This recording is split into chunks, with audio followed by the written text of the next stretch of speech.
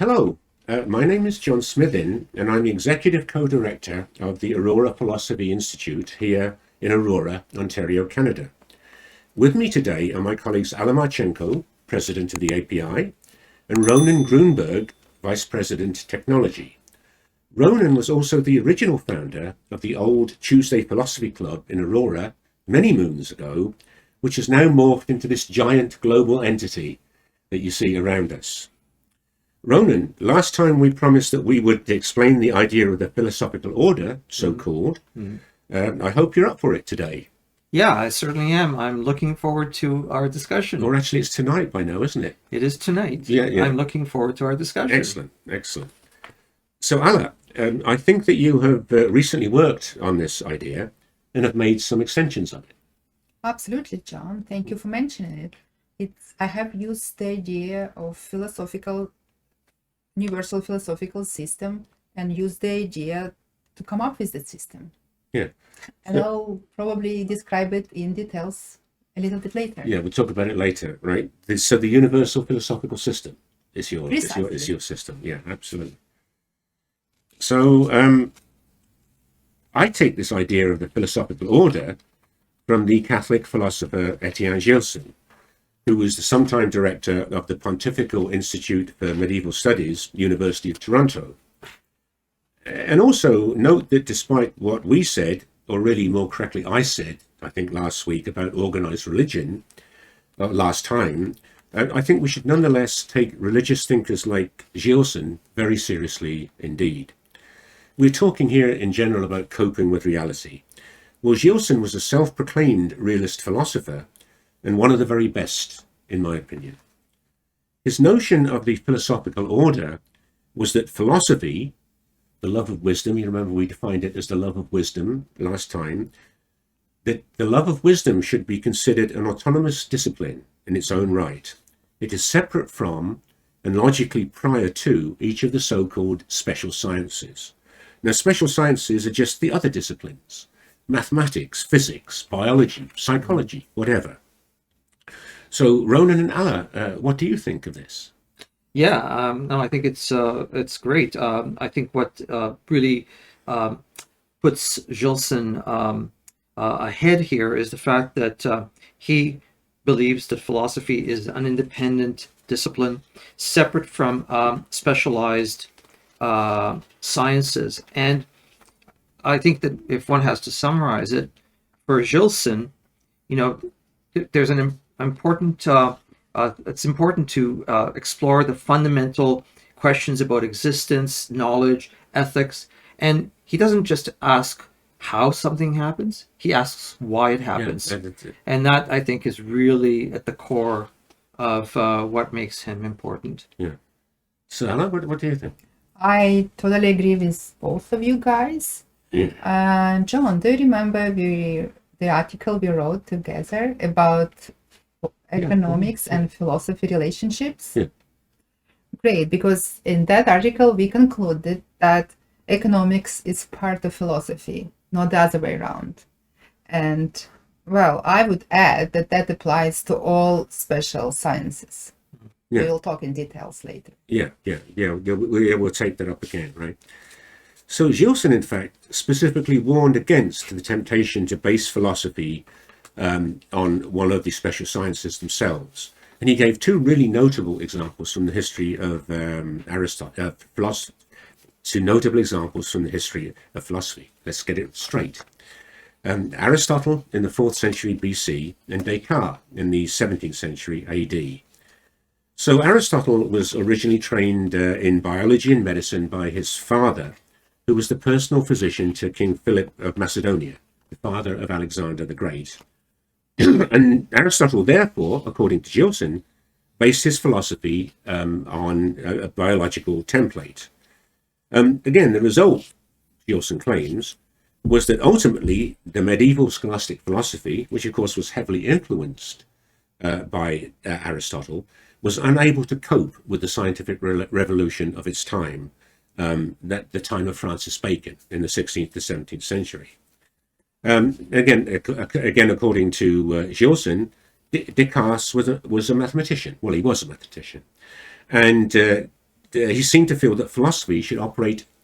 The philosophy was not mathematics, but it should operate on a similar sort of basis to mathematics, to establish, a priori truths, to establish a priori truths, that kind of thing, and thereby tipping the balance too far. And I think most people would tend to agree with this, like in terms of the history of philosophy, too far in the direction of rationalism, so to speak, rather than empiricism. This is another one of these awkward things that we come up, time and time again.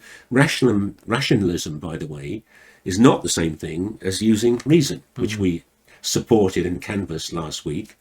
And this is another one of these really annoying issues with philosophical language and jargon, that we have to sort out. So would you have some comments, Ronen, on this? Yeah, I tend to I think agree with where Gilson is going.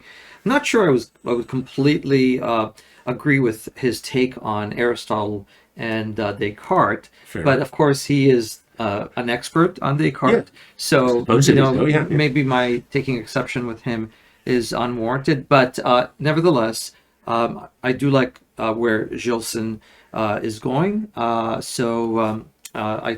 completely agree in that regard. Yeah. So, Gilson went on that he thinks the special sciences, I quite like this phrase, by the way, that they're a discourse of methods, right? Each has their own methods. Now, they're not philosophy, right, as such. The mathematical method corresponds to notions of abstract quantity. That's what it's used for. The physical method is related to the behavior of inorganic matter. The biological method is related to the behavior of organic matter. Right. And of course, in the 17th century, that was one of the issues. Yeah. Could the biological method, deal with the physics, which people were interested in, at that time, right? On the other hand, and I'm going to quote from Gilson again, wisdom, this is what Gilson thinks, wisdom, or first philosophy, establishes the principles which regulate all the other sciences and depends on none of them. The others study the various modes of being. This is a word that we're going to return to later, I'm sure. The others study the various modes of being. Wisdom studies being in itself. It is the science of being as being. Now, we also think that this idea of the philosophical order can be extended to the different branches of philosophy within philosophy itself. Now, I say we, but I should pause here. Do we all agree on this issue? I first of all have to say that I think Gilson is absolutely right on when he argues that philosophy delves into wisdom, the essence of existence. So this is where philosophy shines. I think people sometimes have forgotten this. It is an overarching approach to knowledge and to truth. Maybe I should say truth instead of knowledge. And I think that Gilson had that insight. I totally agree with that. Yeah. Anna, what do you say? I agree as well, and I can repeat that we do need to make the extension or addition to Gilson's idea about philosophical order. Yeah. Go back to our topic. Yeah. Actually, in the previous session, right? In the previous session, sorry, did you want to say something? I just wanted to say that I also think that you're absolutely right, that his fundamental idea can be extended to philosophy itself. Yes. I think that needs to be underlined. And we'll talk about that probably a little bit more. Well, if you remember in the previous session, you weren't there because you've seen it, Alan. We listed the branches of philosophy itself. You remember Ayn Rand, standing on one foot and going through a whole philosophy while standing on one foot. And the branches that were listed were metaphysics, epistemology, ethics, politics. And, I'm sorry, we're into the big words again, the academic words, You like big words, John. I do, but does the audience necessarily like big words? You'll find out. And they're the ones that matter. So, okay, so I think we have to pause a little bit. So remind us, Ronen and Alla, what these things mean in a few words. Yeah, so I'll just start with metaphysics, which many of you probably already know. Metaphysics is the branch of philosophy that explores fundamental questions about the nature of reality. The question fundamentally in metaphysics is what is real, including the existence of objects, the nature of being, time, space, causality, what have you. Epistemology is the philosophy of knowledge. So given that we know what is real, we can then move on to knowing things about that reality, and that's what epistemology does. Yeah. So what about ethics and politics, Ala? I can say that ethics is a branch of philosophy that studies values and codes of values and tell us the purpose of life and what is right, what is wrong. Politics is a branch of philosophy that applies ethics to social questions and studies social system, the proper functions of the government. Yeah. So guys, what we're saying is that they have to be dealt with in order, that kind of thing. So that no point in discussing ethics, for example, until you've already settled what you think about metaphysics and epistemology, that kind of thing. But unfortunately, and I have to say this, I get the impression that most people these days just start out with a predetermined position on ethics or politics. You know, they just start out, say, in favour of socialism, for example. Or the opposite, free market, liberal democracy, whatever you care to call it, whatever they start out in favour of, and then they just think up arguments to justify it. What it seems to me they don't do, and I would like you guys to talk about this, they don't ask themselves whether socialism, or for example its opposite, can actually work in reality, right? That question never seems to be entered into. Or perhaps even more importantly, whether we have enough knowledge and experience to even make a judgment on these things. You know, aren't we sort of prematurely sort of rushing to judgment on these kind of issues? Anyway, what do Ala and Ronen think? Oh, thanks, John. No, I'm John. He's Ronen. Jonan, I like that. Jonan, that's a good name. I like Jonan. Yeah, that's a good name. Have to deal with both of you. Yeah. No, that's difficult. Yeah. Yes, the thing is that people want to believe, and what the reality is always not very different things, and they don't always correlate. It applies not only to politics, but to more or less everything in life. Would you agree on that, Ronen? Yeah, I totally agree with that. I would just add that I think what Gilson points out is a crucial problem in modern conversation.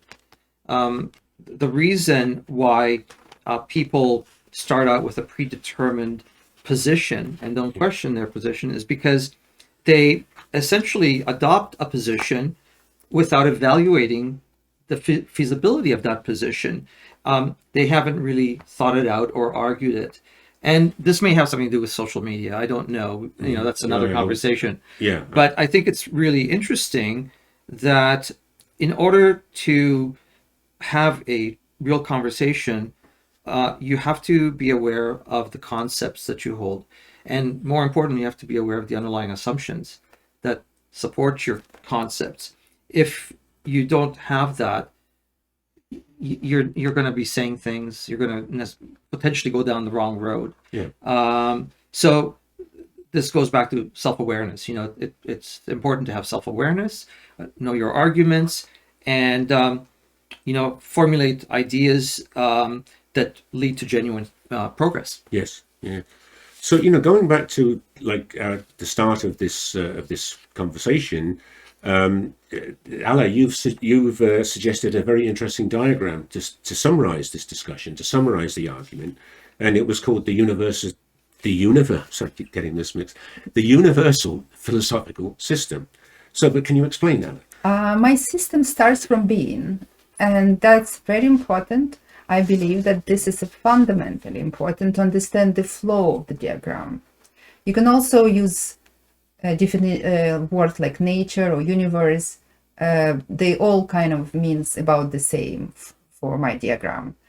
The next level is knowledge, and after knowledge is value. After value, I introduce special sciences, and in principle there are very many of them.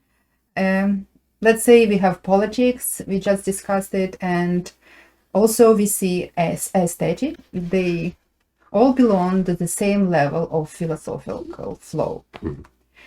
I also included as third special science, which is well-being philosophy, which I feel extremely important and where philosophy can make a big contribution and significant difference in people's lives. The ultimate point of and philosophical goal, as you can see, human flourishing. I call it HF sometimes. Well, we can have an HF department, right? Yes. I would like to mention that our presentation about philosophy, and that's why I introduced a second flow in a chart on the right side of the diagram, and then I use academic vocabulary. I correlated the everyday and academic terms for a better understanding of UPS, which is Universal Philosophical System. Yeah. So you have your own choice and preferences which one to use. They may also explain why I use the word universal. And it is applicable to everyone and everything. Also, I leave open, as you can see, to what kind of philosophy you prefer. Idealism, materialism, realism, so on. What is important to understand that no matter what you choose, you need to follow the philosophical flow to avoid the internal conflict and be consistent in your thinking. You may call it straight thinking, as you mentioned in your last presentation, John. Yeah, that was a good idea, right? I'm proud of myself. And I think you meant to say that the important, special science was sort of well-being or psychology. Okay, so I'm going to ask Ronen then, what do you think of that? Aesthetics, philosophy and psychology, human flourishing. So yeah, let me first of all say that I think all philosophy ultimately is about human flourishing. That is the primary reason, I think, for its existence in the first place. Yeah. And knowledge and other things, but human flourishing is fundamental. Aesthetics is the exploration of beauty, art, and the emotional impact that they have on us. And I would say that without aesthetics, we would not be able to have human flourishing. And so aesthetics is very important to that. I know personally that life would be much less than what it is if I couldn't read a great book or see a beautiful work of art or play bass guitar, for example. Listen to music. Listen to the music you play, John. No, that would not maybe that's conduce to flourishing. But it conduces to my flourishing. That's true. Yes, that's very important. But it's about human flourishing. Psychology and philosophy, the interaction between them, or the intersection of those two disciplines, I think is really interesting, because before I started doing philosophy, I actually was very interested in psychology, primarily Freud, Carl Jung, and so on and so forth. And later on, I became interested in philosophy and the philosophy of mind. So I would say that those two things come together really well. Psychology deals with the way the mind works empirically, attempts to do that, whereas the philosophy of mind contemplates the nature of consciousness and asks profound questions about the mind and its relation to the body. But there is a synergy between those things.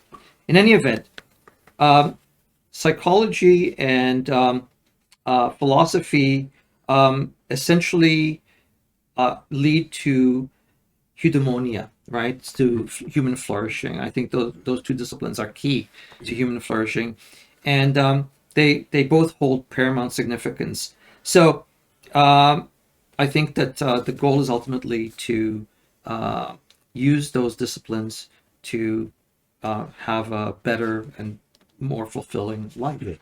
Yeah. Thank you both for what you said. So it seems to me that the realists would argue that a general problem with modern and postmodern philosophy, once again, most mainstream Western philosophy since Descartes has been a turning away from this fundamental notions, a turning away from metaphysics, and a focus primarily on epistemology. The philosophy of science approach. How do we do a good experimental method or whatever, not dealing with the almost the prior or the ultimate questions. So metaphysics has been displaced from its preeminent position in the philosophical order. But it seems to me anyway that that is going to ultimately to make philosophy itself redundant. Why would we need philosophy? Just do the different special sciences kind of thing, right? And as far as this kind of suicidal is a bit strong, but you know what I mean. I think that really applies to all of the philosophical schools of the 20th century: linguistic analysis, pragmatism, existentialism, postmodernism, and so forth. And at the end of the day, what happened throughout the 20th century was that academic philosophy and more popular philosophy tended to focus almost exclusively on these epistemological questions, and including, actually, to get back to ethics and politics, including the supposed implications, for the discussion of ethics and politics. I mean, in some sense, are we entitled to comment, on ethics or politics if our methodology is wrong or whatever?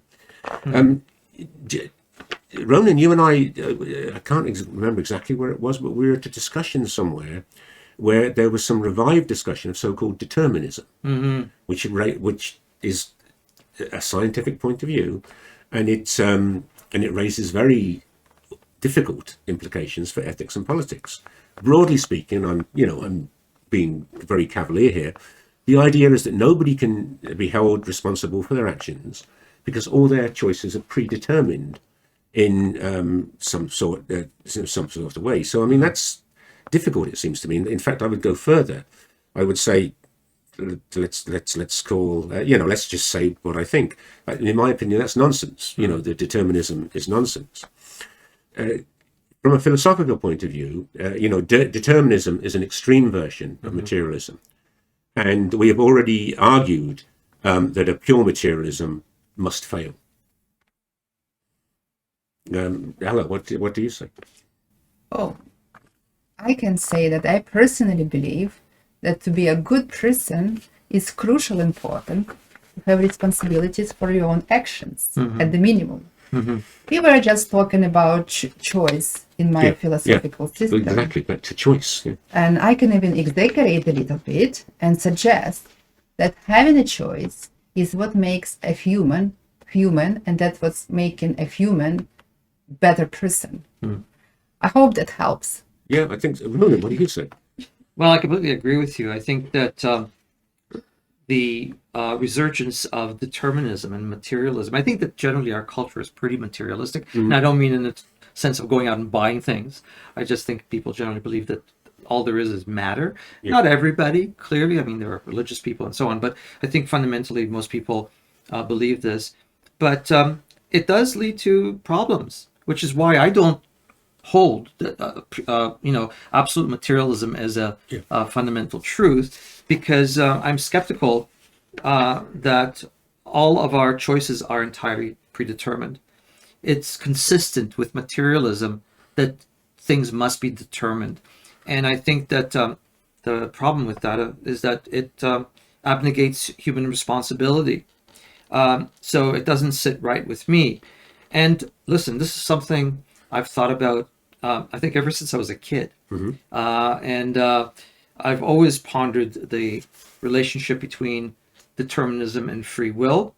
And, I think there has to be some free will. I mean, clearly we're not completely free, but we must have a preponderance of freedom. And I think that it's a thought-provoking puzzle, but in essence, I agree that contemporary methodologies move in that direction. Yeah. I mean, I think that we three agreed, of our own free will to be here today, did we not? Or was there? Well, I guess you might be right. You might be right.